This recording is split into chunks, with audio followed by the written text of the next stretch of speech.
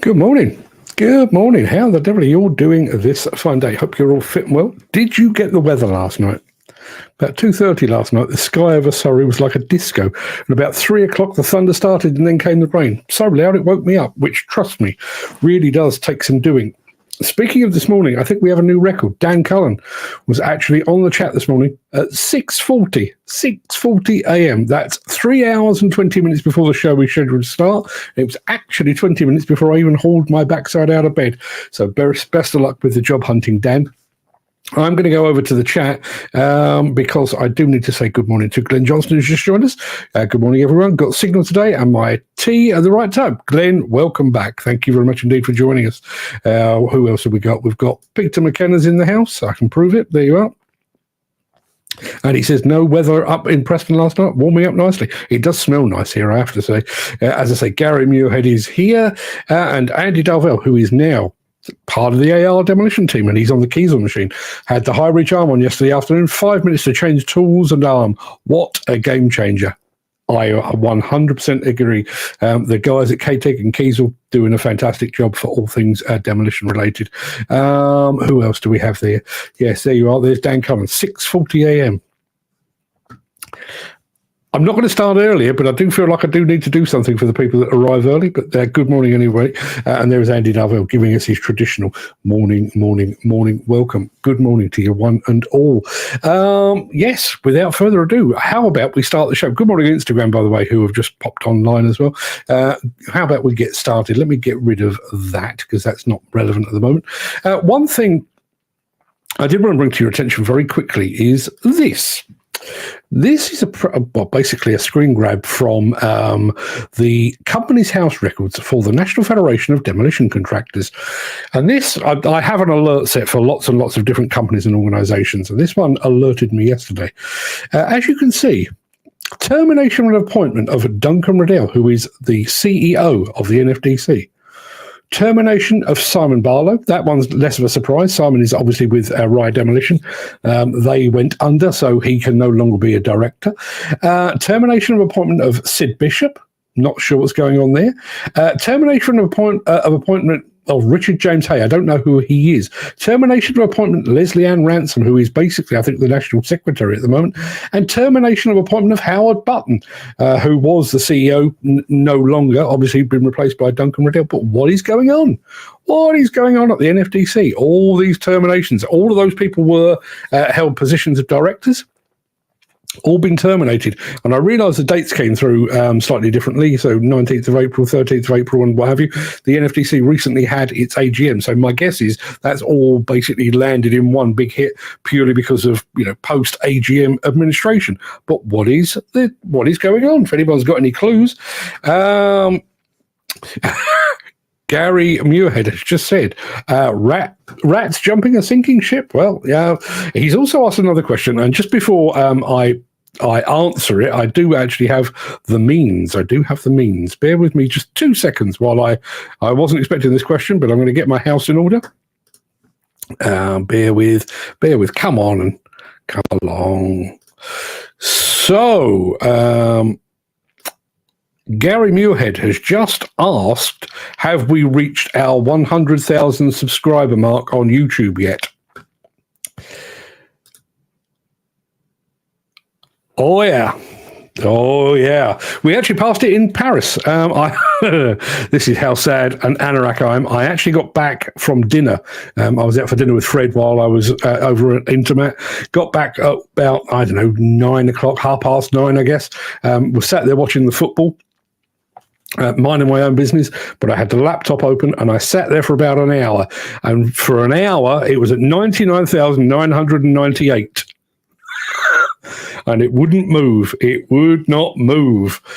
And then it finally did. Yeah, we broke the 100,000. Yeah, I think appropriately while we were in Paris, which is, I will remember it for always because we did it precisely there. I can stop that now. Let me remove that. But yes, thank you very much indeed for the reminder, Gary. We have indeed reached the 100,000 subscribers. I was going to say good morning to Nigel Williams, all the way from a rainy Gloucester. Apparently, he has been rained off this morning by the sound of things. Let's have a look. Ken Hatcher is here. It looks like he's got the same sort of weather. Jim Turner is here as well. Wow, that is interesting. NFTC got something up their sleeves. I don't know. I genuinely, I mean, there may well be a perfectly reasonable administrative explanation for precisely why that has happened. But I don't know what it is. Don't know what it is. Steve Williamson, morning, all day off yesterday, no sleep, was up all night, sore throat, nose running like a tap, up all night coughing. I wonder if that is being trapped in a metal tube with a bunch of sick people on the way back from Paris. Or, and this is something I don't know if there's actually any medical evidence for this, the number of times that I always say to my wife, I've made the mistake of stopping. All the time I'm doing things like this, or back in the day when I was just full-time writing, all the time I was going, never ill. I mean, I could literally go 4, 5, 6 years without taking a sick day off. Christmas would roll around, or summer holiday would roll around, guaranteed illness. Gaz Evans, the master of the model, is here as well. Good morning to you, Gaz. Mick Norton's in the house as well. Great to see you, all you guys. NFTC having a switch up, don't think it's anything worth worrying about. Although the shocked faces suggest otherwise. I don't know what's going on. I've got to be honest. Don't really care that much. So shall we crack on? I think we probably should. Let me roll the intro, post the question of the day, and get this show belatedly on the road.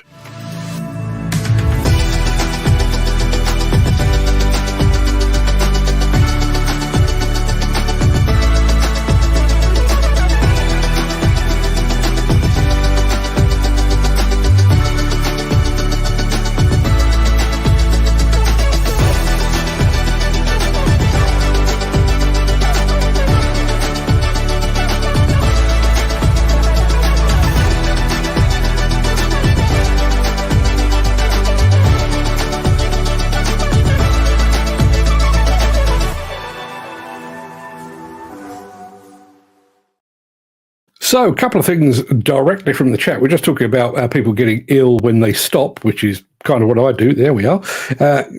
That's not the one I wanted. I wanted Peter McKenna, who says Christmas and summer hold the highest rates of illness. Interesting. Do we subconsciously hold in illness until we're on our time rather than on the time of our employer, and then we become ill? Our friend Footy is here as well. This one, I mean, bearing in mind I was writing in favour of all things electric earlier this week, I am going to throw this one up because if there is any connection to be had, slightly worrying, I would say. Mick Norton says, electric excavators, ominous warning alert. Can we strike an analogy with resale values of EVs and mini excavators? For example, a 5-year-old Renault cost £9,100, but a new battery pack will set you back £24,124. Will we hit the same scenario for electric excavators on resale? It's a good question, and if anybody knows, I have been asking the question. Virtually anybody that makes an electric machine was at the Intermat show last week. I asked them about resale values and what happens to batteries at the end of their life and all of those kind of things. And the universal answer does seem to be very much, we don't yet know. We do need to see people or machines going across the weighbridge at Ritchie Brothers and that kind of thing to get a firm handle. But that if there is any link between EVs and electric excavators, Houston, we may have a problem. Peter McKenna says, report also says electric vehicles on average have lost 49.1% of their value over the past 5 years, according to iccars.com. Okay, don't know if we can directly compare cars and electric excavators, but if we can, we do have a bit of an issue to overcome. I think this is why they're saying electric cars are throwaway. Maybe you're right. Mark Whiting's in the house as well. Lots of answers coming in on our question of the day, which I'll be reminding you of in just a moment. But it is Thursday, the 2nd of May already. Welcome to the Breakfast Show. I am your host, Mark Anthony, the Walrus of Demolition. In today's show, there's more to Merlo than meets the eye. We're going to be heading down under with Kobelco. We're heading back to Intermat 2024 to check out some monster attachments and how Liebherr is bringing the power. Plus, it was also hammer time in Paris. But before we get to all of that, I do need to get through the small matter that is our mystery machine. And I'm rather hoping we can get beyond one frame of the mystery machine today because Yes, we were scuppered in our tracks yesterday. So let me roll this first of all.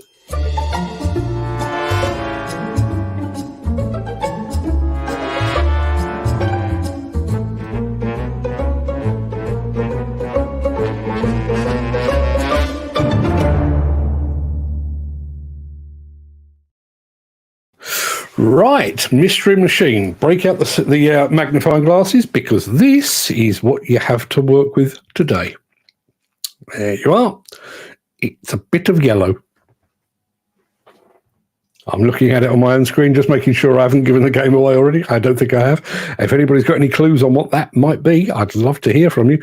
I think you've got 6 guesses before we do the big reveal. So, yeah. Well, 6 guesses. I will be showing it 6 times unless somebody gets it before. Please let us know if you've got any suggestions on what that might be. Let me remove that for the time being. Footy says, is it a big cat dumper? Grant, he's saying the top of a dozer. It is not. Ken Hatcher is saying big cat dumper. It is not. Jim Turner is saying it's a Shantway. Shantway. I'm saying that without trying to sound camp. It's not a Shantway dozer either. Okay, I think that's probably just about does it. Let me take that off the screen because while you're trying to figure that out, I do need to remind you very quickly of our question of the day. We've already had some good answers in on this one, but here we go.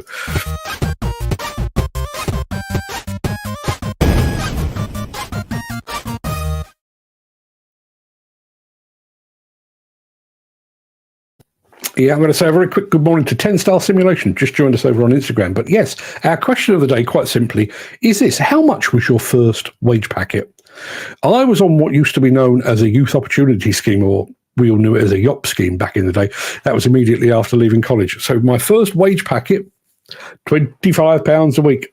25 of your finest English pounds. However, I then joined a contract furnishing company where I went into their accounts department.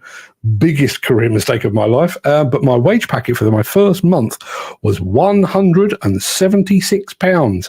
I felt richer than God. Went out, new shoes, new clothes, several albums, dropped my mum a few quid just out of sheer guilt probably. Still absolutely loaded. I think most of it went on Foster's Lager, if memory serves me correctly. That was how I used to roll back in the day. But what about you? Let us know in the chat. What was the value of your first wage packet? We will come back to that, I promise, at the very end of the show. More guesses. Let me show you what we're working with. We had the guess of the Shantway. Restaurant TD6N. I think that was Dresster. Yes, okay. 90s JCB Mini. No, it is not that.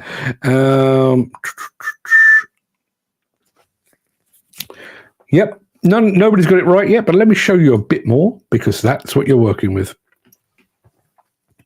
If anybody has got any suggestions on that, Dan Cullen's just gone for a JCB 6-tonner -2. No, it's not one of those either. It's not a JCB. I'll tell you that much. I'm back. Let me remove this because we're going to go back on the electric vehicle thing. A new battery for a Jaguar I-Pace EV, £40,200 or £40,200, should I say, with a new motor costing £69,425. Let me ask you a thing. Have Jaguars shown their hand there? How are they? If I'm reading that correctly, and I think I am, £40,000 or £40,200 for the battery, but the car, which I'm assuming has a battery, £69,425. So in other words, you can get an I-Pace. The actual cost of an I-Pace is only 19 grand, which I very much doubt, but you're paying another 40 grand for the battery. Is that right? Can that be right? I'd love to hear from you. Ken Hatcher says an XCMG dumper. It is not. Footy says it is a Cat mining dumper. It is not. Chris Ford says it's a Cat 777. It is not. However, Mr. Williams is on the right track. Komatsu rigid dump truck. Need more than that. Let me add it to the stage. There you are. That's what you're working with. But I can tell you Nigel Williams is the closest yet. If anybody's got any more on that, would love to hear from you. I'm going to take that away for the time being because and I'm going to take that away as well because we do need to crack on. How about we roll a little bit of this and then I'll show you some equipment.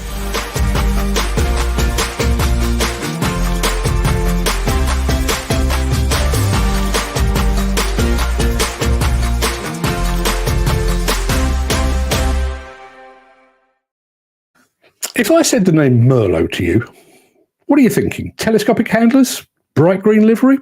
I mean, I certainly would.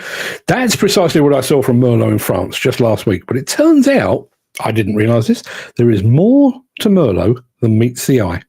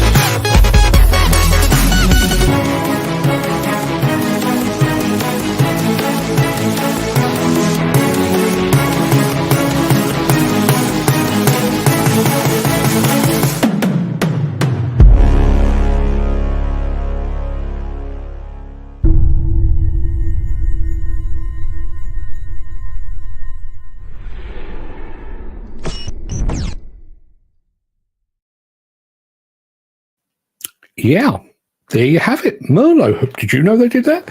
Possibly. Merlo. Possibly the only construction equipment brand that shares its name with an alcoholic beverage as well. Merlo. Unless somebody can come up with something else. I'd love to hear from you. Lots to talk about. I do need to very quickly explain because he's an American. That doesn't make him a bad person. He just happens to be an American, and we are speaking the Queen's English over here. Question of the day. Our friend Wolfie says, I don't really know what a first wage packet is. It's basically, used to be an envelope with cash in it back in the day. I had a few of those back in the day. But basically, you would get an envelope that would tell you how much you earned that week or that month or whatever it might be. But he actually says, my first job paid minimum wage, I think, is $7.25 an hour, or $9.30 or 35 cents an hour. But how it was done with it, I think. Okay, so that answers that one. Dan Cullen was enjoying the tune there. That little Merlo is the business, isn't it? Yeah, I thought so. Now, we've got a couple of questions on EVs. I can tell you that two people have already got the mystery machine for today. One of them annoyingly did this yesterday as well. Mick Norton says, on the question of EVs or electric excavators more specifically, can anyone name an excavator manufacturer who will openly declare the cost of a replacement battery for their equipment? Now, I am led to believe by some people that know far more about this subject than I do that it is in all likelihood the batteries will actually outlast the machine themselves, because electric, the batteries, no moving parts, the machines, moving parts, and therefore the machine itself will wear out first. However, if anybody has ever heard an answer to that question, I would love to hear from you. Mick Norton on the same subject, electric excavator batteries. In addition to the unknown cost of a battery replacement on a used excavator, what are the labour costs? Once again, compared to a standard car, a rule of thumb says £2,000 for a specialist to do the task might be the case. Is that the case? Jim Turner, do all the attachments fit on quick hitches? If not, why not? It would be great to buy as a tool carrier and then add attachments you need. That is certainly the case with the likes of Bobcat and Avant up in Finland. I'm not entirely sure exactly what the deal is with the Merlo. Nigel Williams, my head's exploding. I can only apologise for that, Nigel. Look at all those configurations of that track platform. Loader is ace. Track trolley is cool. The self-loaded track dumper is cool, but the concrete mixer really is awesome. Yeah, one tool to do it all, as somebody in the tool business actually said. This kind of feeds back to a thing that Jim Turner was talking about, I don't know if it was last week or the beginning of this week, this idea of having a platform upon which you bolt other things. I'm not sure that was the type of machine he had in mind, but yeah, man alive, that's flexible. We do need to address the mystery machine because two people got it a minute apart. That's what you were working with. I can tell you that our friend Mr. Williams got the answer. Komatsu HD605, rigid dump truck. However, he was beaten by a minute by Mr. Muirhead. Komatsu HD605, it most certainly is. And just to prove it, here we go. Let me reveal the full thing. There you are, the HD605. I saw the Dash 10 version. I'm sure everybody that went to Intermat actually last week saw the Dash 10 version. And man alive, what a lovely looking machine that is. I do have a bit of a soft spot for all things dump truck, but that really is a bit special, that one. Mick Norton says, Merlo Equipment pioneered the automatic recognition of a new attachment and change of safe working load. Did they? Did they do that? Well, you live and learn. Got to be honest, Merlo kind of exists on the periphery of my usual hangout. Aware of them, spoken to them lots in the past. Have I been to their factory? I think I may have been back in the day. Can't actually remember. But yeah, they're kind of over there. Whereas, the likes of your Wacker Neusons and your Mechalax, we have a bit more interaction with them. So Merlo, if you're watching, you have some fans among the audience. Let's do things together. Not in the biblical sense, you understand. Yes, let's crack on with a bit of this because we're traveling a little further afield in just a moment. If you are enjoying this episode, please consider supporting the show. You can leave us a tip at buymeacoffee.com/demolition news. Okay, people, it is time to put your seats in an upright position, fasten your seat belts, lower your blinds, and switch off any electronic devices because we're prepared for takeoff and our destination is Australia. I'll see you when we land. About 4 minutes.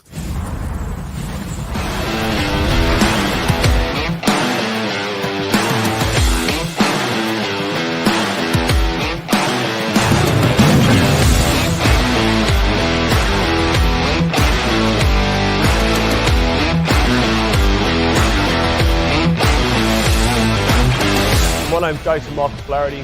I'm the director of Guerrilla Earthworks and Plant Hire, South Australia. We started Guerrilla Earthworks and Plant Hire in November last year. It started as a posi track, tilt tray moving around job to job, and it consists of a truck and trailer, 10-tonne excavator, and a posi track.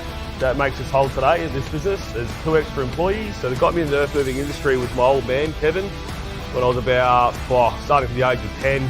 Started work experience from high school. A desalinisation plant, and then worked full-time in the civil game, government project to government project from there on out.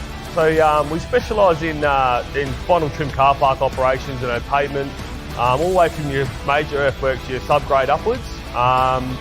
We do like from start to finish, all your rubble placement, and a normal day for us is just mobilisation of machines and straight into it, lasers, operations, UTS, GPS, all that sort of work. It's the passion of the job. It's treating the job yourself like it's yours. It's like coming into a project and go, this is going to be my yard, I'd like this looking Mickey Mouse. So that's the way we look at our projects, and we take pride and passion. Just from project to project, you get to see from start to finish, and you drive past one day and go, I completed that job. Just to see it and meeting different people to seeing it finished the way it's finished, and that's what makes it different. The relationship with Kobelco was grown through North East Isuzu and Big Chief Australia. Forming that relationship with Kobelco, seeing the product move along the line as it has and the way it's come up, that's what made me choose Kobelco, and the reason why I've chosen it is because it's just its product alone as well as what we've chosen. Kobelco machines, especially in this size machine, we really chose this one due to the space of the cab. Operations is so easy. It's so easy to operate. And the tilt hitch combination, just the excavator itself, the size, and just the Kobelco, just the way they model their machines and the way they operate, the smoothness of the hydraulics. The SK100 MSR we chose due to the size of the cab, the size of the machine, just the rates, the way the dig in the brake out, the fuel economy itself, just being a nimbler machine for our scopes of work with Gorilla EPH as well. This is really the size of the machine for the scope of works. If you're looking into this industry with the scope of works that we do, this machine perfect. Creature comfort, the way it's spaced out, the way it's been modelled out, the way the screen is, to all the aircon, the radio, just down on your right hand side, everything's easy to reach. That's your leg room. It's just pretty well jumping into a 30-ton excavator. Our operators absolutely love it. The size, it's just jumping into that cab, just the comfort of the cab, the 360 view camera as well, just everything, seeing everything around you, eliminates that operator error. We've made additions of elite tilt hitch, just to make it easier for us when we're doing our box outs and replace, we don't have to spin around, and we've got the tilt hitch there that we can make sure that we're getting those angles of the car park, everything like that, without having to change machine position. We've done a 4 kilo grease pod just to eliminate the operator error of missing those pins and making sure everything gets greased. Servicing a lot of tier 1 companies, being the machine that it is, coming from North East Auto Group, the benefits of it being coming out as tier 1 spec, so being your two-way, your flashing beacons, approachable lights, so it's got your red and green flash, so when that's running red, it's not approachable, but when it is isolated and sitting still, it flashes green, so it's good for that machine, and the tier 1 clients really appreciate that with all the two-ways, manuals, everything ready to go. North East Auto Group have been excellent, all the way from start of purchase to end of handover. Even just for a minor question or call out, they've been straight away on the scene, just to rectify the problem. They've been absolutely excellent, can't fault.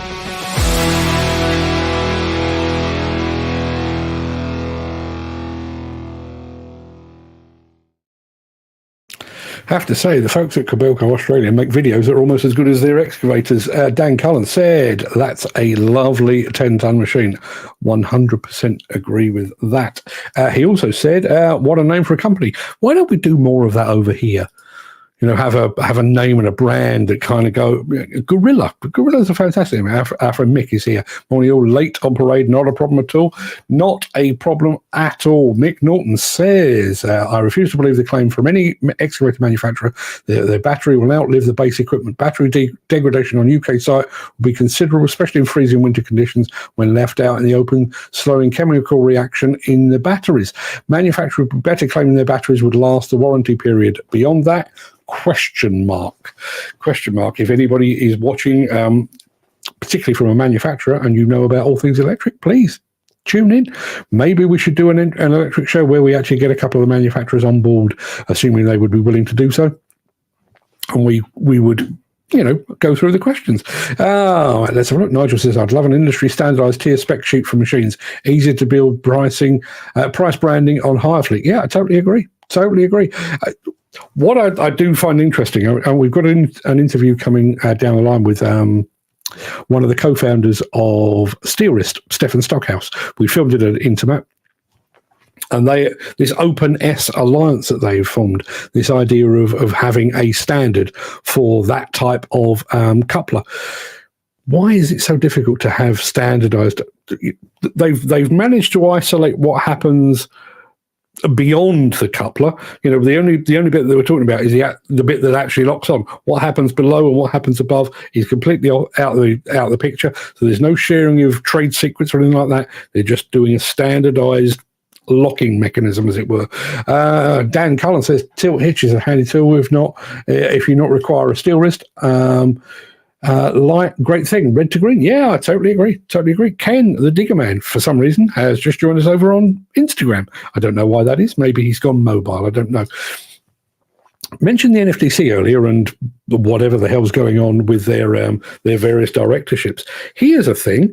I've just had a notification. Do you remember a couple of weeks ago, I mentioned the fact that the NFTC had arbitrarily put a new rule in place that basically required officers, so regional regional chairman or vice chairman, regional chairman, and then the vice president, the second vice president, and the president all had to be employed on a PAYE basis.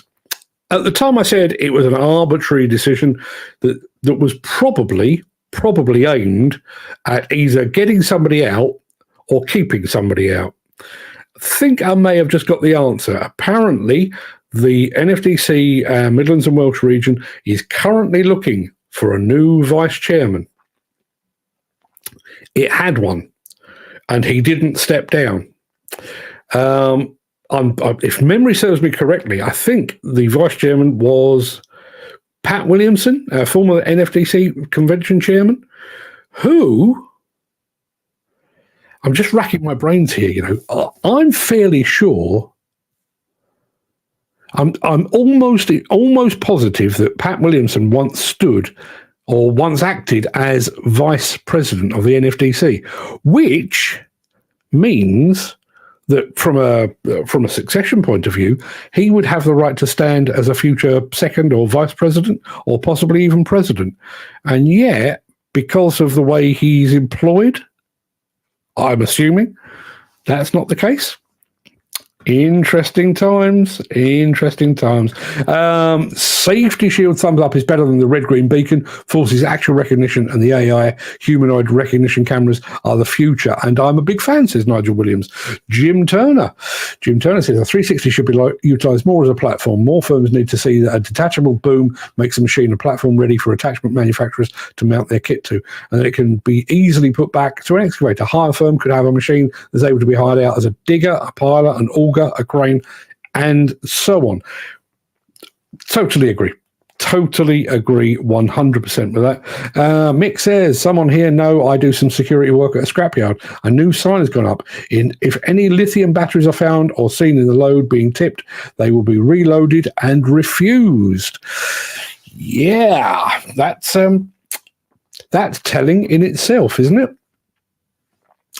Yes, we're going to go back to other things in just a moment. But first of all, I do need to roll a little bit of this.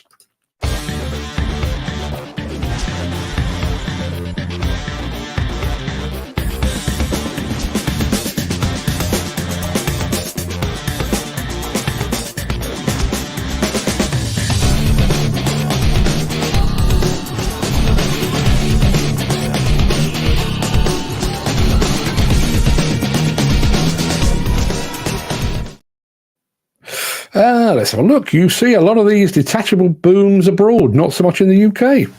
Indeed. Well, I mean, attachable booms or detachable booms, should I say. I will say very, very quickly that that's exactly what Andy Darvell is driving today. East Coast Demolition have just joined us over on Instagram. I'm hoping that may well be Ricky. Morning, Ricky, if that is you, if it's one of your colleagues. Good morning to you anyway, but East Coast Demolition just joined us all the way from the US of A. Down in the Carolinas, I think. Can't remember which of the Carolinas, but down in the Carolinas. Now, we're going to head back to the Parc des Expositions in Paris in just a moment. I do need to dredge the video off my screen. Rather than telling you anything more about it, I'm going to let the handsome gentleman involved do the introduction. So bear with me while I dredge this off my hard drive, because it's here somewhere. It looks like this. 2024, the show has gone big on attachments, and as you can see, some of those attachments are very big indeed.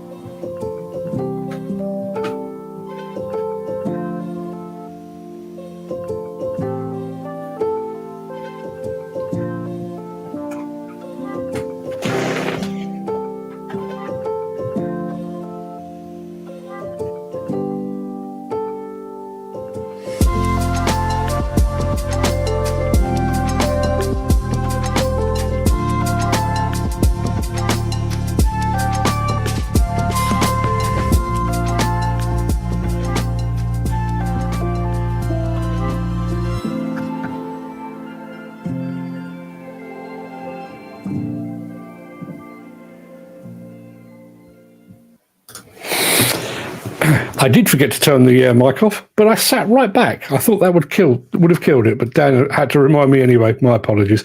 Yes, some awesome looking attachments there. I do want to go over to the chat very quickly over on Instagram. It turns out East Coast Demolition, it was indeed our friend Ricky. Ricky, just while you're here, where is that comment? It's here somewhere. Steve Williamson says, East Coast Demolition, huge fan here. I think you guys may well have met over at Con Expo because I'm just trying to get this right in my head. Kinsoffer were there, and just behind it was Oil Quick. And East Coast Demolition and Ricky Webb are Oil Quick users. So I'm fairly sure you guys' paths may have crossed. You may well even know each other, but that's exactly what's going on there. Chris Ford, what tickets would be required to drive a Swiss Army knife for an excavator? I smell a money-making exercise. I bet you're not alone in that. I would imagine that the competence card people are already rubbing their hands together at the very thought of it. What the hell is that thing? I don't know which one you were pointing at there, I'm afraid. Some tiny attachments at Scotland. I'm sure there were, but I bet they weren't as big as the ones at Intermat. Some absolute monsters over there. Steve says, lots of Kinsoffer stuff there. There was indeed. Kiesel. Multi-carrier has so much potential, but it requires capital investment, and that is something UK businesses are unwilling to do. Well, as I say, we do have one. We have a couple. I know AR Demolition are running a couple of Kiesel K-Tech machines. Not sure how many. I think it was 2 the last I heard. Not sure where we are right now. Dan Cullen is also a fan of East Coast Demolition. Ricky, you have a UK fan club. I'm in it. Just saying. Our friend Wolfwell going to a big demolition sales convention like that would be really cool. Yes, indeed. We're currently laying plans. We are planning. It's going to take some doing, but we are planning to go to Vegas in September to cover the Mine Expo show, which obviously is going to be mining equipment. But the week before that, there is going to be a thing called the Scrap Expo in Louisville, Kentucky, and we're currently looking at possibly getting Fred over to cover that as well, because obviously the big shear manufacturers, so Genesis and Shearcore and people like that, are going to be attending that. So we're trying to make that one pay for to get Fred over there. He's going to go out a week early go to Kentucky and then possibly take the train. I think he's going to go via New Orleans so that he can eat the food, basically, and then meet us in Las Vegas. Watch this space. We'll see what we can do with that. Chris Ford says, I think I'm going to have a lie down in a darkened room. Too many attachments in one video. Yeah, indeed. Steve says, I was lucky to meet the Kiesel demo driver. What a man. Been doing it over 30 years. What a man. Kiesel, awesome company. Reminded of the old guy in the Karate Kid film. Can't spell it. Mr. Miyagi. Mr. Miyagi.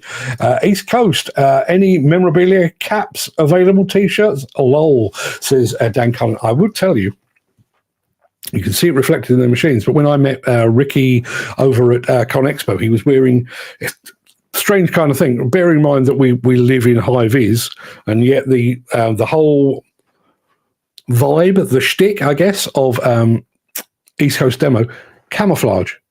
But very, very smart indeed. Very, very smart indeed. Would like to have the first in the UK. Ricky, if you've got any spare baseball caps going, there's a man here that collects them. He'd like to be the first to own one in the UK. Unless you'd like to send me one in advance. Just saying. Any jobs out at East Coast Demolition? Asking for a friend. Ricky, you may have met, you may not have met. Go and have a look at Steve, what is he called? Steve Earthmoving or Tilt Rotator Operators Media, and you will see exactly the skills that our friend Steve possesses.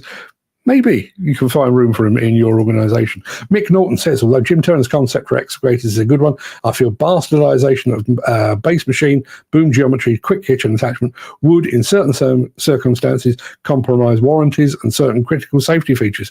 Insurers would also need to be convinced. It's a very good point. It is a very good point. I mean, even the fact that if you bought that machine as a digging machine, so working below grade, and you then converted it to high reach or even semi-high reach, I think the moment that you go above ground, your below ground warrant or your below ground insurance is voided, and I think the base insurance is only to 15 meters. So if you go above 15 meters, chances are you're breaching the terms of your insurance anyway. Chris Ford, must be spring. I'm loading a bin with wire and it's a race between me and the blue tits. Me to fill the bin and the birds to build a nest. Take care of the tits, Chris. It's a rule I try to live by, both in and outside of work.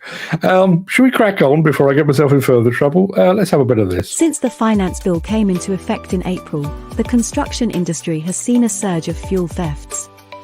The rising cost of living has placed an additional risk of theft by employees and contractors, as well as opportunistic thieves.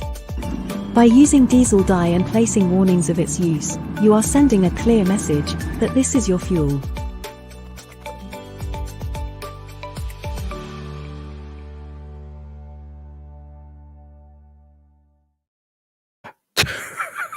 The chat is very busy today. I just said, look after the tits. They are a nice pair, I must say. Chris Ford, you've got the best job in the world. Okay. Obviously, we've been talking an awful lot today about electrification. It's a bit of a nuanced argument. Obviously, you can see from the likes of our friend Mick Norton, he has very, very serious questions, and yet the manufacturers of the equipment are pressing ahead. Partly, I guess, because it's opened up some new opportunities. You already know the likes of JCB and Volvo now offer electric charging stations as part of their product line, and they're not alone because Liebherr has joined. I don't even know what I was going to say then. Joined the power revolution, the new power generation. That was where I was going. I was doing Prince things. The new power generation, Liebherr. Have a look.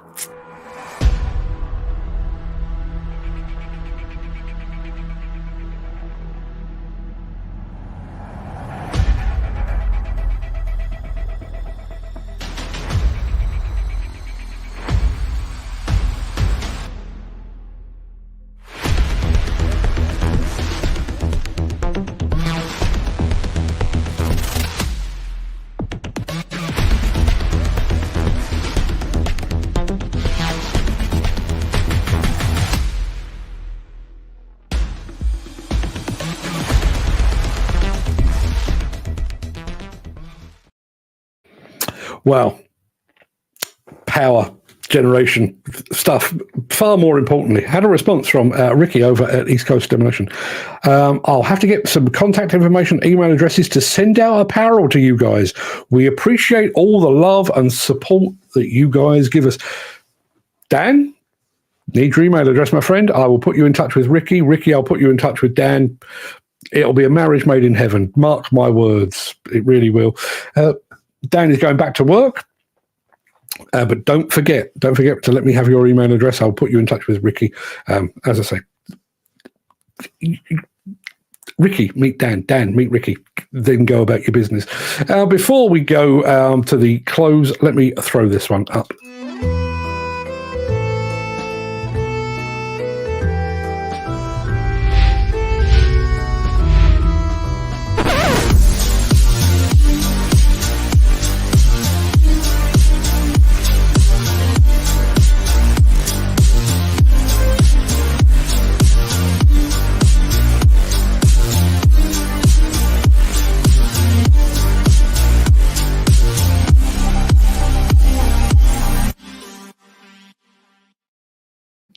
Right, this is a company that was actually featured in our attachments roundup earlier in the show, but this one's a little bit more focused.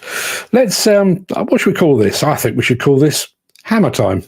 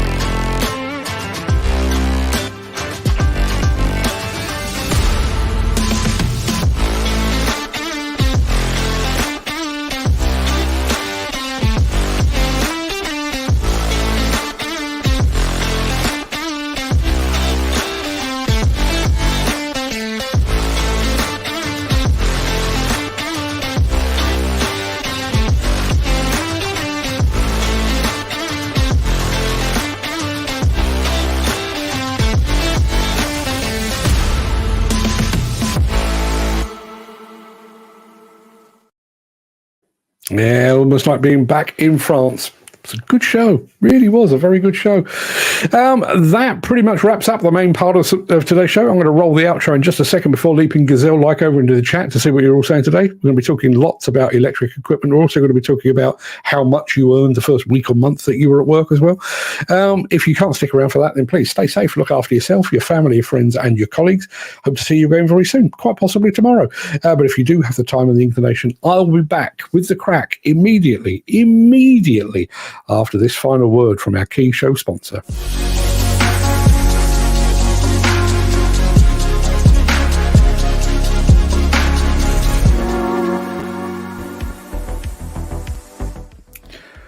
Good morning, one and all. I tell you what, I'm going to short circuit the whole thing with East Coast Demolition. I will drop a line over to Ricky. I'll give him my address. If he can send me a couple of baseball caps, I will distribute them among the masses. I know Dan Cullen is down for one. I think I spotted that Andy Darvell is down for one as well. So I'm going to call upon the generosity of our friend Ricky over at East Coast Demolition, and I will take care of the distribution thereof. I'll be a dealer. Kind of. So let's go back to. I'm going to go so far back into the chat, back to 6:40 a.m.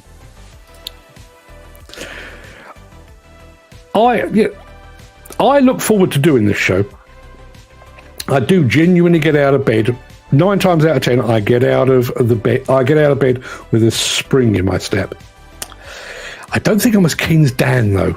I'm going to say good morning to Demolition Steph, who has been on, not this show, but has been on a show. He's all the way down under. We've already had Kobelco in Australia. Demolition Steph is watching live from Australia. Morning, my friend. Hope you're fitting well. Good to see you here. Hope you're doing well. I did say to Dan Cullen, that is a new record. I mean, just to... Not that I want this to be a competition, but I can tell you, I generally set up tomorrow's show today, so you could actually be here, possibly 22 hours early, possibly. I can think of no good reason you would want to do that, but it is possible. There's Peter McKenna. Morning. Bloody hell, Dan. Yeah, bloody hell indeed. Dan Cullen is actually up and out and early. He is the early worm. I'm hoping the worm that he is the early bird. I hope the worm that he catches is a new job, because he's on the lookout. And he says, top of the morning. There's Andy Darvell saying, morning, morning, morning. Peter McKenna, who I do think changes... I think he was on, yes, he is on YouTube there, but I think he actually changes over to Facebook. He does. Morning Facebookers. Did you mean Facebookers, or were you just genuinely being clever? I don't know. Gary Muirhead is here as well. Good morning, Mark. Good morning, everybody. He then went on to win for the second day. Apparently, our friend Gary knows his dump trucks. I may have to throw a different type of machine in. Yesterday, he got the JCB 714 ADT, and today he got the Komatsu HD 605-10. Well done indeed, Gary. Knows his stuff. OTM Attachments just joined us over on Instagram. Good morning to you, gentlemen. Good of you to join us. I'm saying gentlemen, maybe ladies. Good morning, OTM Attachments. Whatever your gender arrangement.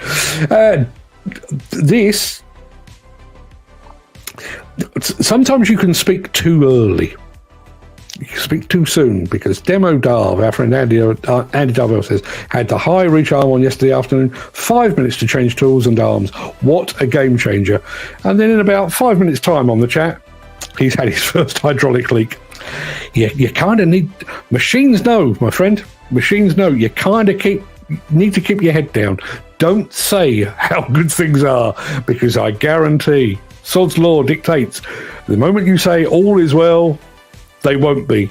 It is, I've mentioned this before because it still amuses me to this very day.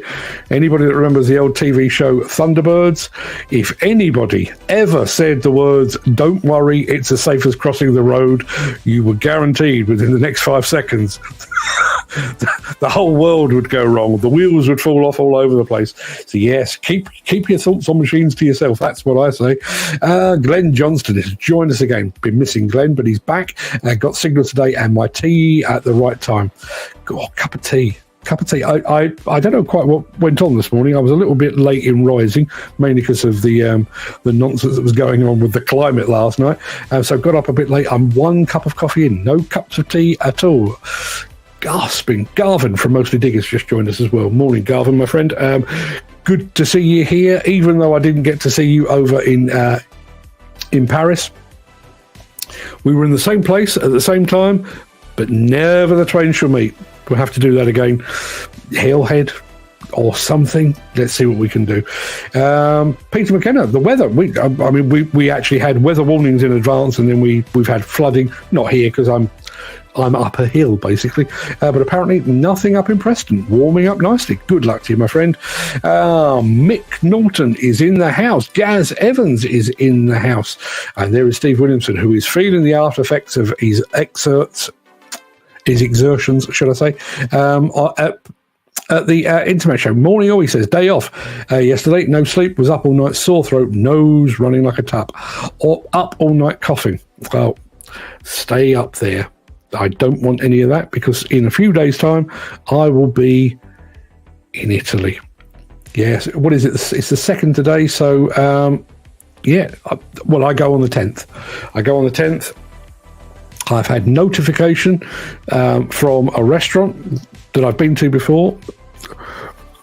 Apparently, and I'm even though I was there with two blokes the last time I was there, I'm reliably informed that the restaurant that I'm going to for my wedding anniversary is the most romantic in the whole of Bergamo. Got our confirmation through this morning, so all is right with the world. Peter McKenna says, I got told yesterday I'm a lucky bloke.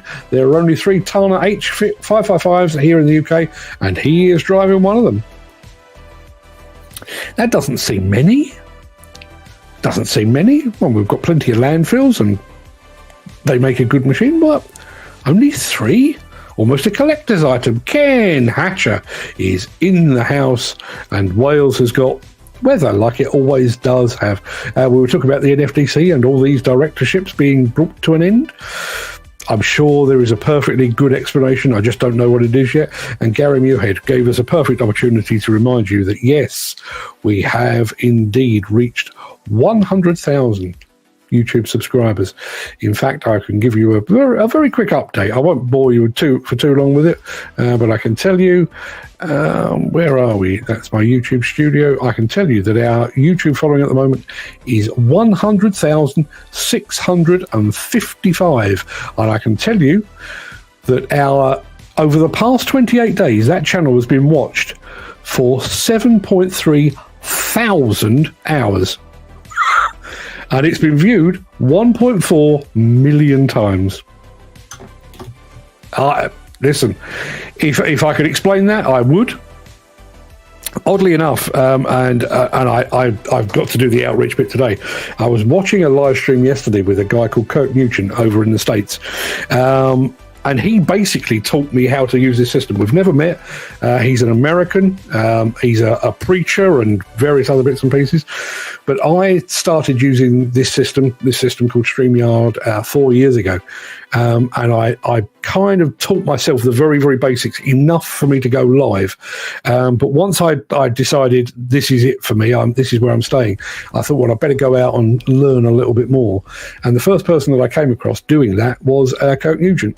So I was in the chat on one of his live shows yesterday, telling him that we've hit the 100,000 mark, and he's invited me to be a guest on one of his broadcasts, which I'm really looking forward to, because, as I say, this show in its present format, I mean, even, the lighting, the way the mic's set up, the whole way that this show looks and feels and sounds is largely down to Kirk. So, as I say, never met him in person, probably never will, but I am looking forward to actually chatting to him.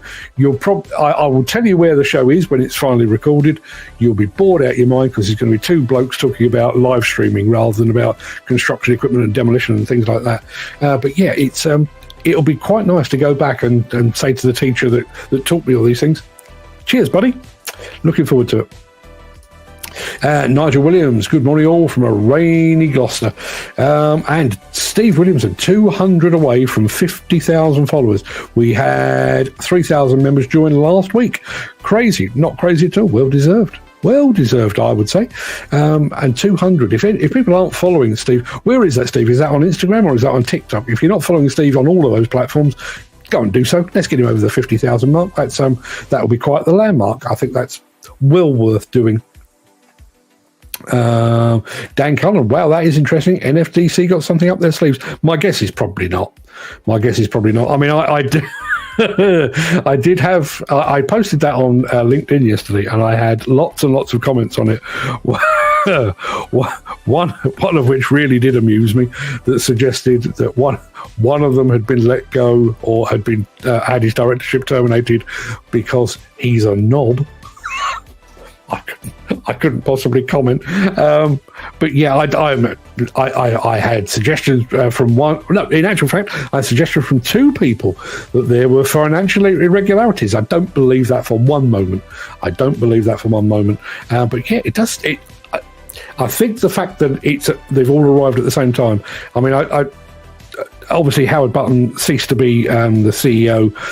I mean, it was announced middle of last year. I think it became fully official in December or so. So was expecting that one. Simon Barlow going as well from Rye, because Rye went out of business. I fully expected that. The others can't give you an explanation at all, but I will be keeping a very close watch on it. Nigel Williams says, NFDC having a switch up. Don't think it's anything worth worrying about.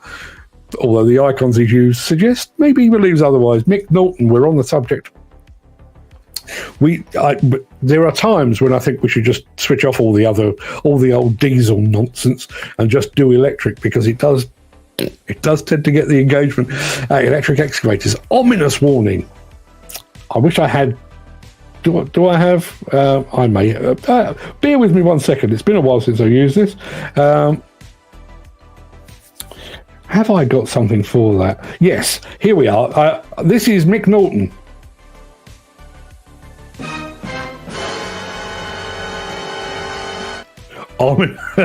Ominous warning. Can we strike an analogy with resale value of EVs and mini excavators? I don't know. Can we? For example, a 5-year-old Renault costs £9,100, but a new battery pack will set you back 24,124 of your finest English pounds or Scottish pounds.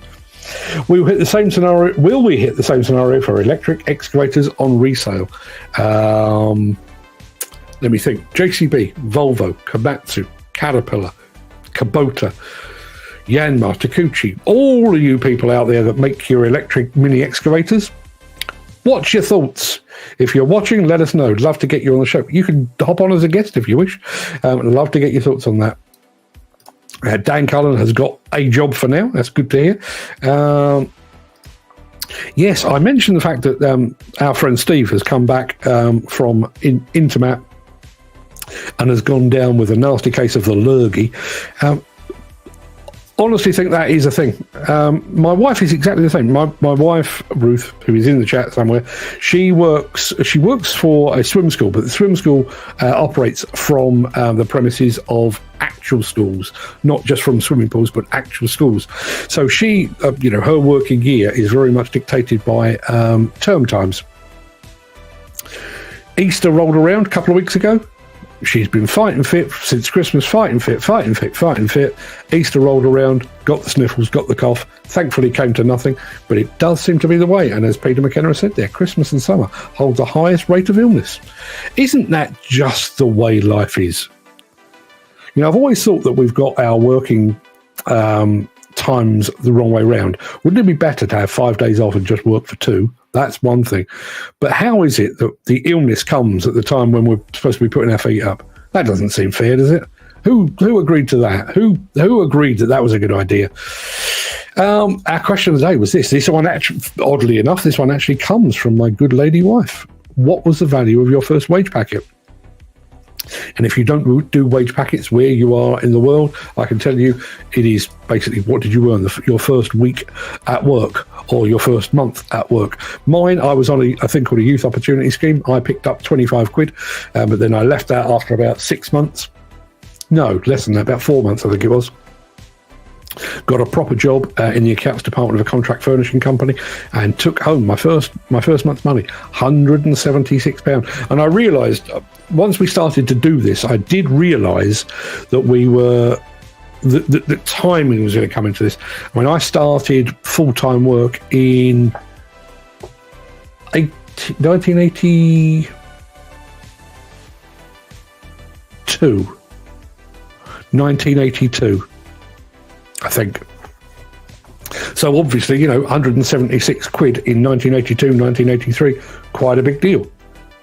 Doesn't seem quite so much now, but we'll take that into account. Steve Williamson was hot off the mark. Obviously, considerably younger than me. Question of the day: £88 for a week. So that's 176, 300. Close on 400 quid for the month, whereas my first month was 176. So there's your passage of time. I don't know what year Steve Williamson started, but I'm sure that explains it. That reduced digger digest today. Now I have a swimming pool. My digging bucket sits in it, buried in water. Not sure. Dan Cullen says, question of the day, 40 of the old Irish pounds. Punts, I believe they were called. 40. Again, Dan is younger than me. Peter McKenna says, report also says electric vehicles on average have lost 49.1% of their value over the past 5 years, according to iccars.com. Do we have an equivalent in the construction equipment sector? I don't know if our friend David Phillips is watching from Off-Highway Research, but does anybody log that kind of information for the construction equipment sector? Do we know what the direct comparison is? I'm guessing we probably don't. Peter McKenna says, question of the day, 29.50 on a YTS scheme. The YTS scheme, I think it was the one that followed on from the YOP scheme that I was on, because Peter is a smidgen younger than, quite a smidgen younger than me. Ken Hatcher says, I think this is why they're saying electric cars are throwaway. If electric cars are throwaway, is that not the most self-defeating thing you've ever heard? At a time when we've all recognised the fact that if you can cling on to buildings and vehicles and stuff for as long as you possibly can, so that we don't need to make too many of them, that will be good for the environment. And yet we appear to have created a generation of disposable cars. Where do they go? For one thing, but then also, if that car is disposed of, then we need another one. So somebody's going to have to build another one. Not good, people. Not good. Mark Whiting. Always good to see Mark Whiting in the house. Nigel Williams on the question of the day. £124.66 from memory. That's a very precise memory you have. I'm guessing that is probably... Is that per week? I'm guessing it would be per week, because Nigel is way younger than I am. Mick Norton says, £5, 6 shillings and 11 pennies as a labourer at an abattoir in Eastleigh in 1960. 1960, yeah, 5 years before I was born. But yeah, my guess is you will be the only person that breaks down your first week's wages as pounds, shillings and pennies. I do remember pre-decimalisation. I do remember sort of farthings and what have you, and sixpences. Loved me a sixpence, particularly in a Christmas pud, if memory serves me correctly. Lots of answers on our question of the, not our question of the day, on our mystery machine. Nigel William. Peter McKenna, I thought they were paying groats back then. Yes, I am old. I do not remember groats. Would I have taken groats? You're damn right I would. Again, lots of guesses on our mystery machine. Ken Hatcher was another YTS man. 25 quid. Yeah. Bearing in mind, I mean, my income, this is not strictly true, but I had done, from the age of about 14, maybe 13, I'd done a paper round, and I used to do 7 days a week. And I used to take home either 5 or 6 quid, depending what rounds I was on, because some of them were a bit longer, so you get paid a bit more. 5 or 6 quid. I then worked in a news agent's, oddly enough, the same news agents for whom I'd done the paper round. I worked behind the counter just between going from school to college, and I was earning, 30, 40 quid a week, but I went from that to £176. It was like I'd won the lottery, honestly. Chris Ford, top line was £22, which left me with about £18. Thought I was rich. Yeah. It was, I was working, as I say, I was working as a waitress in a cocktail bar. I was not doing that. I was working as an accounts administrator in a contract furnishing company. And I got my first wage slip, not in cash. I got my wage slip and it'd been paid directly to my account.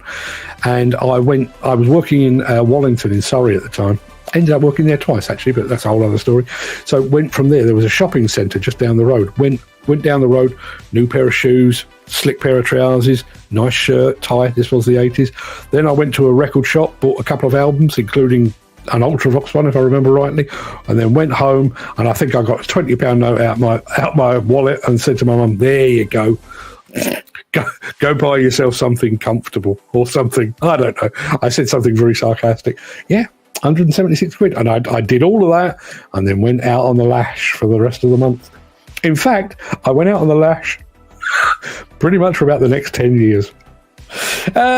Footy says, I can't remember what my that far back my first wage packet was, but I couldn't tell you. Sorry.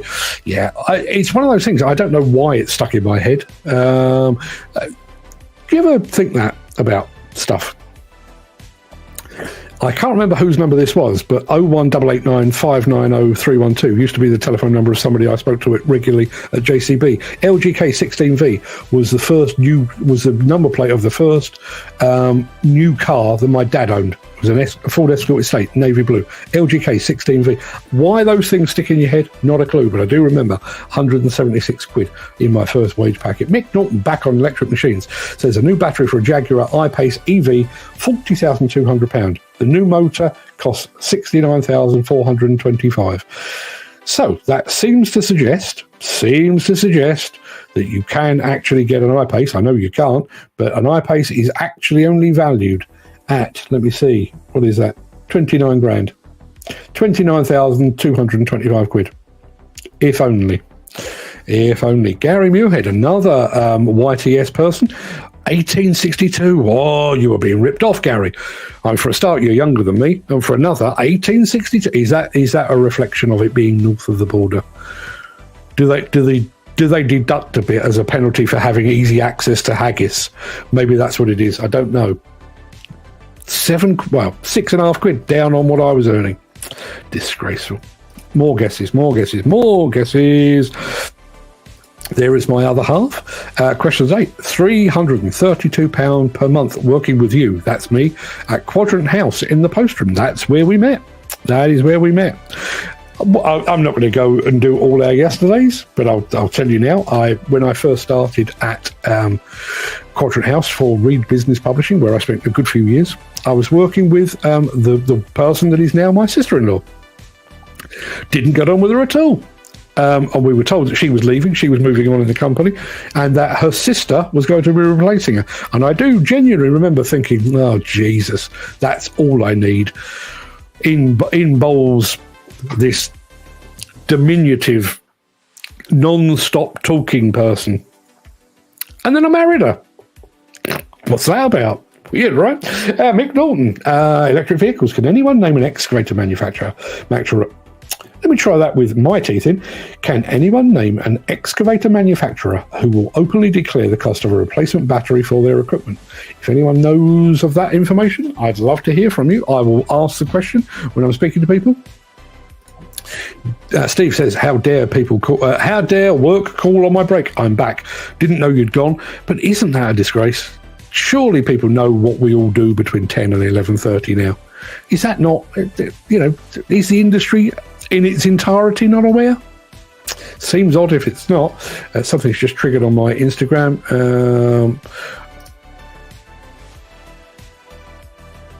No, nothing to worry about. Nothing to do with the show that's going on. See, it's people not knowing that we're live at the moment.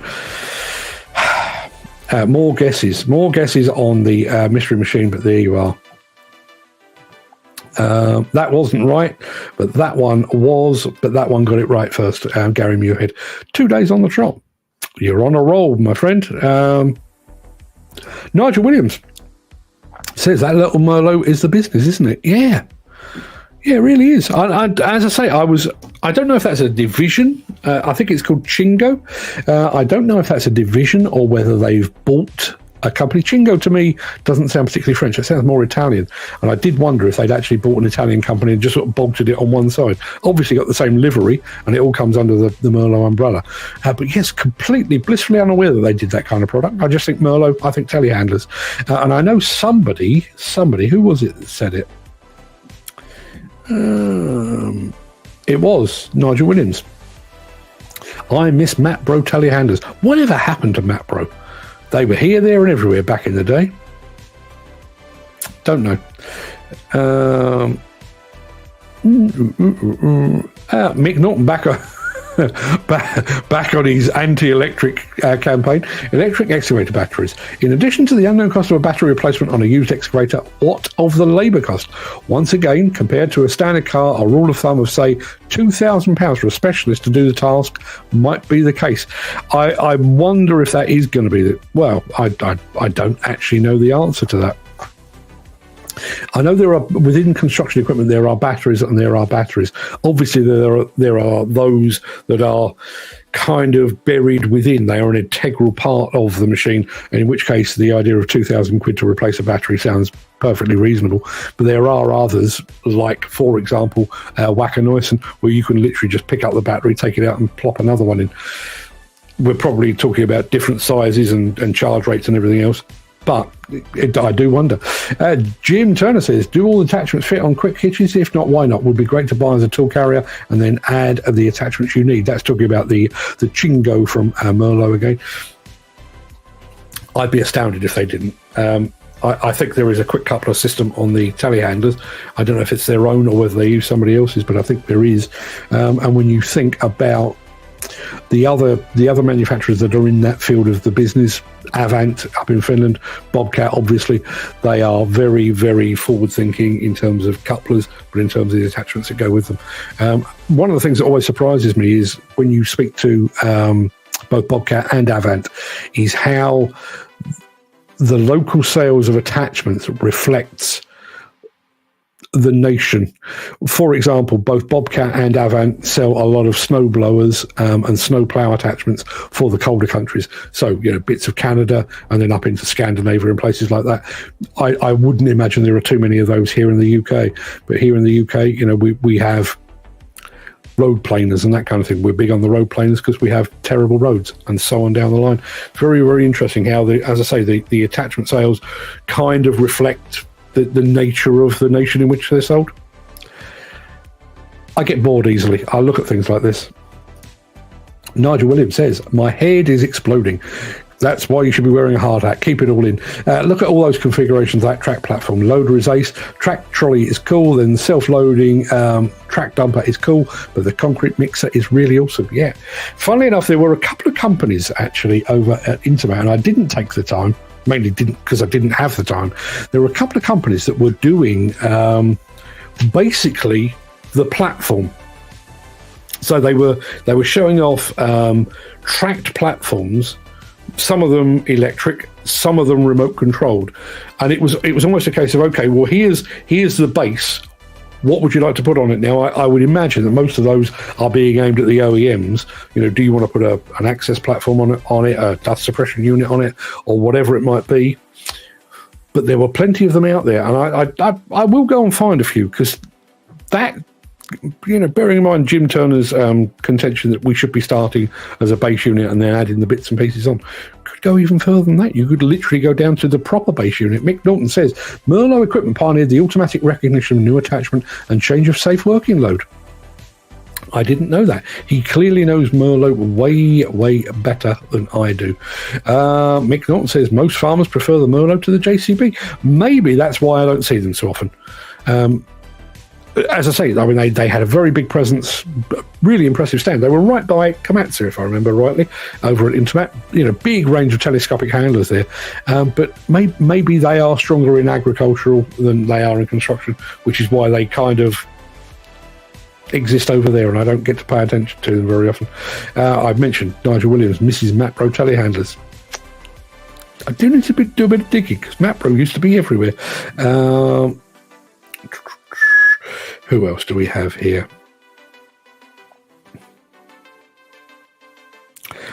Just going back to that same subject, Jim Turner says the 360 should be utilised more as a platform. More firms need to see that a detachable boom makes the machine a platform ready for attachment manufacturers to mount their kit to, and then it can be easily put back to an excavator. Hire firm could have a machine that's able to be hired out as a digger, piler, auger, crane, and so on. Yeah, think of that.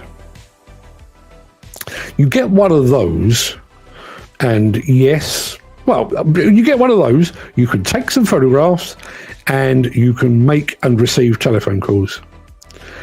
And then you add apps to it, and the apps make it the desirable object that it is, be it social media apps, video apps, business apps, whatever it might be. You are adding apps. Well, application, it's exactly the same thing. You buy your base machine and then you add your apps. The only difference is on an iPhone you're talking electronic apps.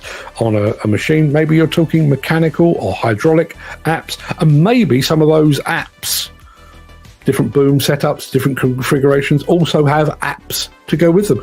Going back to the point that Mick Norton made about automatic recognition of new attachments, that system exists. I mean, one of the best examples of it. So I was with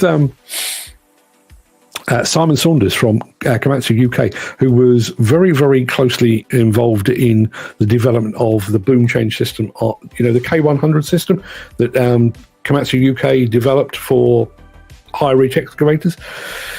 And when you see it, well, like when you saw it at Balmer, it was very, very clear. They did the demonstration, and they can change a high reach to a regular boom in about 70 seconds. It's called K100 because they reckon you can always do it in less than 100 seconds, all of which is fine. And in truth, the actual base of the system is very much like the oil quick. So you've got locking mechanisms and hydraulic couplings and all that kind of thing. But there is an entire bank of electronics contained within it as well, and the system on the PC390 UHD that was on display at Intermat, they had the K100 boom arrangement there as well. And when that boom is attached, not only does it set up the hydraulics, it beams back a signal that says to the base machine, this is the type of boom that it's got on. This is the type of attachments it's got on. The automatic lubrication that's attached to it is reconfigured to suit whatever boom or attachments on it. And it even turns the lights different. So if you're working with a high reach boom, maybe you need a different set of lights than if you're using the regular. It does all of that, and it does it all without the operator doing a single solitary thing. All he needs to do is line up the carriage and the boom, slot them in. He gets a green light that says, yep, you're good to go. He accepts that. Boom goes in the air, and the hydraulics, light, lubrication, everything else is taken care of. That exists. It exists. Dan is saying good morning to Mick, Nick, Nigel, Chris, Gary, Andy, Graham. I should have done the same. Nigel Williams says safety shield thumbs up is better than the red-green beacon because it forces actual recognition, and the AI humanoid recognition cameras are the future, and I'm a big fan. Yeah, the AI humanoid recognition I do think is exceptionally good. We had a bit of a play with it. There is a detection system on the prototype telescopic handler on the Bobcat stand at Intermat, and the camera. I have to say, the camera or the display, I think mainly because it's on a big display. It was on the OLED screen. One of the clearest I've ever seen. I mean, it was not dissimilar to watching a television camera, but you've got like a safe zone and a not safe zone. So it alerts you to the fact that there are people behind you. The machine was static, by the way, but the system alerts you to the fact that there are people behind you. But then if they encroach, if they get too close, everything turns red and you get warnings. It's brilliant. It is absolutely brilliant. And fun enough, despite how brilliant it wasn't the most impressive thing on the machine. There you are. Mick says, someone here know I do some security work at Scrapyard. A new sign has gone up. If any lithium batteries are found or seen in the load being tipped, will be reloaded and refused. Yep, I think we've all seen the videos of lithium batteries going to meltdown. What do they call it? Thermal runaway, both on mobile phones, electric scooters, electric bikes bursting into flames. You wouldn't want that in amongst a load of waste, would you? You see a lot of that detachable brooms aboard, not so much here in the UK. We're getting it certainly getting it in demolition, but I don't think we're getting it quite the same way in general construction. East Coast Demolition, yeah, the East Coast Demolition UK fan club is a real thing. Chris Ford makes a good point. I don't necessarily think this changes Jim Turner's argument. But what tickets would be required to drive a Swiss Army knife for an excavator? I smell a money-making exercise. Let's face it, that already exists. It may not exist in boom configurations, but there are now cards for various types of attachment. To put another one in for an intermediate boom or whatever it might be, you'd have to think the CITB, CPCS, CSCS, NDTG will be sat there going, yep, we'll have a bit of that. Were some tidy attachments of Scott Plant, according to Dan Cullen. I will take your word for it. All I will know is I literally just finished a show, one of the live shows. And Fred came back into the office and said, we need to do a film on the attachments that are here. I said, why? And he led me down to Hall 6, which is where they were all parked up. Yeah, you're right, Fred, we do need to do precisely that. Lots of Kinsoffer stuff there. Yes, there most certainly was. Nigel Williams says, Keyswell multi-carrier has so much potential, but it requires capital investment. That is something UK businesses are unwilling to do. In some ways, I think that's one of the things that sets aside the good with the really good. It would come as no surprise, and I'm not saying this because Andy Darvell is in chat. I would consider AR Demolition, in terms of sheer professionalism and their approach to all things equipment related, I would consider them to be one of the best in the UK. And they have a couple of Kiesel machines. Say no more. Now, I realise under the hood they are Hitachi machines, and I realise there are other demolition companies out there that have other allegiances to Cat, Volvo, Liebherr, whatever it might be. But I think the fact that AR Demolition runs Kiesel machines is telling. I think it's because they take those things very, very seriously indeed. Mick says, his question is £5 in a printers. 40 years later, think what a fool I was not to stay in the print game.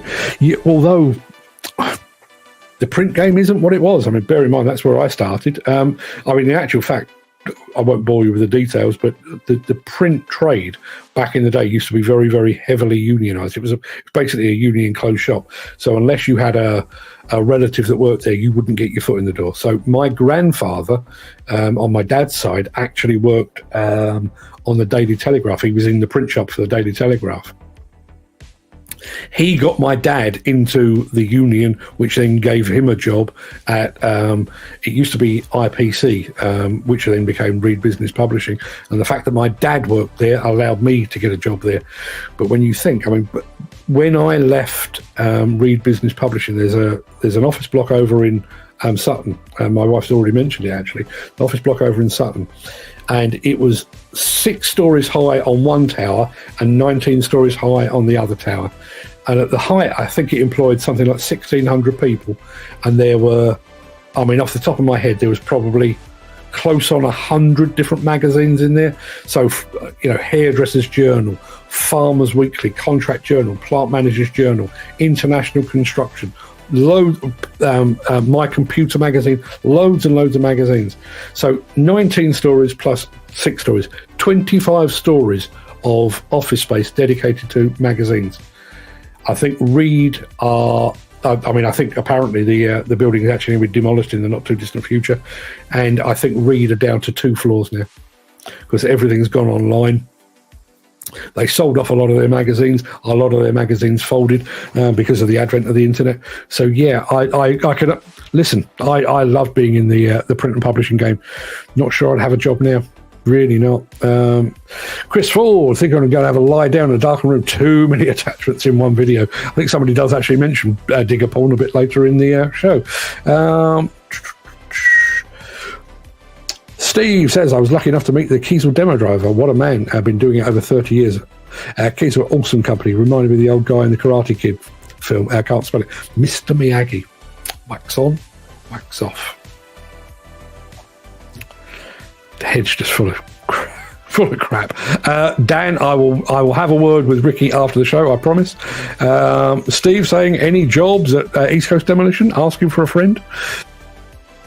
You fancy a bit of a time in the Carolinas, do you? Let's have a look.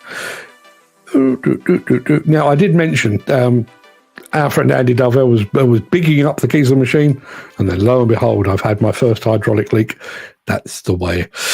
Steve Williamson, another country I'm thinking of moving to, Australia. Steve, I know we spoke about that very briefly this morning on WhatsApp. I do have a few contacts out there. Most of my contacts actually are in demolition, but let me have a word. I've not seen him go through the chat, but if Frank D'Angelo is here from Dicon Demo on the Instagram side of things, if you are around, Frank, let me know. We've got really, really good operator who's looking potentially for a move to Australia. If that's the kind of thing you're into, let me know. Mick says there's a lot going on with the environmental people regarding scrapyards or the land they are on, so much so that a few small dealers are getting together to get mobile shredder compactor to take to sites and load it out. Anyone got any thoughts on this? One of my thoughts on that is safety, basically. Scrapyards and recycling yards have a nasty habit of catching fire. They seem to do it on a fairly regular basis. Do we really want that roaming about the place? Don't know what safeguards you could put in with that. Mick Norton says, useless information. Did you know there's a direct link between Thunderbirds and the old Vickers Vigor 180 dozer from the late 1950s? Is there? Chris Ford says, Mick, would it be something to do with the undercarriage on the tracked vehicles? Is it? We need to know more, Mick. We need to know more. Like the ominous warning you produce sounds like I'm from Gotham City as opposed to sleepy old Wakefield. Oh, the stuff we have at our disposal. I've got one here that is marked Worthing. I bear with me. I can't remember what it does, but just listen. It doesn't do anything. That's a broken button. I have a funny feeling I know what it was. Jim Turner says, question of the day. Well, I was 16 when I started. Can't really remember, but not a lot. Yeah, I think most of our early wage packets were very, very slim indeed. Ford like a 5-year plan for their cars. Planned obsolescence. We are surrounded by planned obsolescence. The batteries on your iPhone don't degrade after 18 months by accident. Trust me, they really don't. Let's have a look. Nigel says, paid by check in an envelope with a handwritten payslip. Geez, the checks still exist. But apparently they do. When I go to, on the rare occasions I go to an ATM, you can, at one of my branches, you can still pay checks in. I've not had a check or written a check in probably 5 years now, as far as I can remember. The funny thing is, I've already mentioned the fact that we're going off on it's not a holiday, it's a wedding anniversary, long weekend, but we're going to Bergamo. And do you remember back in the day, a trip to somewhere like Italy or to Spain or France, you'd have to be off down the post office to get yourself some pesetas or some euros more recently, or lira or francs or Deutschmarks. Who does that now? We had a holiday in Greece, 10 days, I think it was, last year. No, year before last. Did the whole thing by plastic, even including, roadside kebabs and stuff like that. All done on plastic. All the taxis, plastic. All the bars, plastic. Not a problem at all. Steve says, missed part of the show again. Someone talking to GPS. Got to meet them Sunday to give them a teaching lesson. Wow. This is the mantle that you've taken on, Steve, I'm afraid. You are the go-to guy as far as these things are concerned. My fiscal savvy Irish mum took £4 out of my first poultry pay packet in a failed attempt to keep me out of the local pub. Never works, does it? I've mentioned this before. My dad uttered the immortal words on more than one occasion. You arrange your life around pub hours. And I do, even though I think I was probably 15 at the time. It was a different time back then. I remember thinking, I'm not even sure what your point is. Doesn't everybody? Is that not how the clock works? The pubs are open. I need to be in the pub. Chris Ford says an electric machine would be some sideshow if it caught fire. Admittedly, no diesel, but the same amount of hydraulic oil, and they struggled to put electric cars out. I do remember somebody telling me that if an electric car catches fire, the only real solution is to pick it up, bearing in mind the thing is on fire, pick it and weighs a ton, or possibly 2, pick it up, take it to some water and immerse it for not less than 24 hours. Because if it comes out before 24 hours, every chance it will reignite. Imagine doing that with an electric dump truck. For a start, how the bleeding hell are you going to pick it up? Where are you going to get enough water to put the fire out? All things we need to consider. Jim Turner says, not the bucket attachment on the track carrier, I mean the whole loader. Dumper mixer assembly is a quick attach assembly. I drive in and out attachment like an agricultural loader is. I don't know the answer to that. I will go and do some research. I'll see if I can find out. Never mind a JCB Site Master. You could have a JCB Leatherman. Makes a change from the Cash Master, preferred by the ATM mob. A JCB Leatherman, you say? Yes, I have one about my person. Not the type you're describing, I grant you. I doubt the trade unions will be enamoured with the introduction of AI human image recognition. I bet they wouldn't. There are so many things that the unions used to object to, and there are some that I, even back in the day when I was part of the union, remember thinking that's ridiculous. But there are so many things like 0-hour contracts. What union would have allowed the advent of 0-hour contracts? None whatsoever, I would have thought. Chris Roll says, for all this modern technology, you only need the pump on the fuel balancer to die before the job stops. Yeah. Or for the diesel delivery to just not turn up or get stuck in traffic or something. The whole thing stops. Mick Norton says, the Thunderbird International Rescue Vehicle mirrored the articulated suspension units on the Vickers VR 180 dozer. I did not know that. And yeah, here's another blast from the past. Do you know, I hadn't thought about this for ages. We've just been talking about changing up your money to francs and pesetas, drachma, all of those things. Traveller's checks, because I think we'd all been led to believe as Brits that the moment that you stepped outside of UK waters, everyone was a mugger. You can't trust the Spanish. They're all, I sound like Donald Trump now. They're all muggers. They'll all steal your money, and you can't trust the French because they're all pickpockets. And you can't trust the Germans. Look, they started a war. You can't be wandering about the place with cash on you. So you take traveller's checks. For those that are too young or that have never encountered traveller's checks, you basically went into a bureau de change. You bought, let's say you wanted £200 worth of traveller's checks, so they would do a bunch of traveller's checks. You'd have some valued at £5, some valued at 10, some valued at 20. So before you went for a night out on the town in Torremolinos, you would go to the hotel reception with your £20 or possibly two £20 traveller's checks.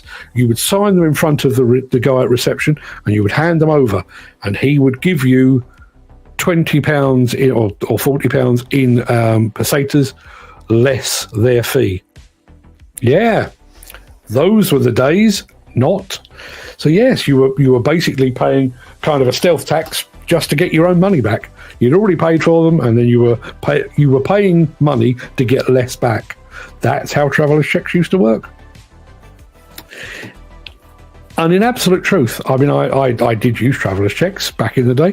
I don't remember a receptionist paying particularly close attention to how they were signed and stuff like that. So my guess is, even if they did get stolen, they were probably every bit as bad as all things related to cash. Now, somebody called Oliver Bassett has just joined us. Who in tarnation is Oliver Bassett? We need to know. Let me have a look. Can I find Oliver Bassett? I can tell you he's watching over on LinkedIn. It's a name that vaguely rings a bell, but I need to know who Oliver Bassett is. Now see, we have some very appropriate guests here. Oliver Bassett is actually the managing director at UK Site Holding.